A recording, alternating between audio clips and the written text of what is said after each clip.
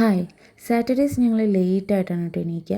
രാവിലെ ബ്രേക്ക്ഫാസ്റ്റിന് ദോശയും പീനട്ട് ചട്നിയും ആയിരുന്നു. ഉച്ചയ്ക്ക് ഞങ്ങൾ പുറത്തുനിന്ന് ഓർഡർ ചെയ്തു.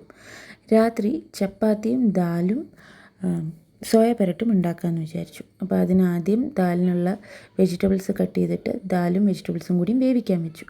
അത് കഴിഞ്ഞിട്ട് സോയ പെരട്ടിനുള്ള വെജിറ്റബിൾസ് കട്ട് ചെയ്തിട്ട് ഒരു പാനിൽ എണ്ണ ചൂടാക്കി ആദ്യം ഉള്ളി വഴറ്റാൻ വെച്ചു.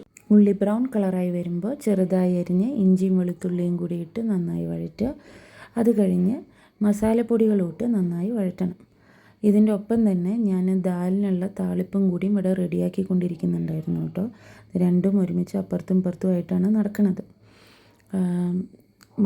സോയ പെരട്ടിലെ മസാല നന്നായി വഴണ്ട് കഴിഞ്ഞ് കഴിഞ്ഞാൽ നമ്മൾ കുറച്ച് ടൊമാറ്റോ കെച്ചപ്പ് ഒഴിക്കുക. ടൊമാറ്റോ കെച്ചപ്പ് ഒഴിക്കുമ്പോൾ അതിനൊരു പ്രത്യേക ടേസ്റ്റാണ്. അത് നന്നായി വഴണ്ട് കുറച്ച് നല്ല ചൂട് വെള്ളം ഒഴിച്ച് അതിലേക്ക് സോയാബീൻ ഇട്ട് തിളപ്പിച്ച് നന്നായി വരട്ടിയെടുത്ത സോയ പെരട്ട് റെഡിയായി.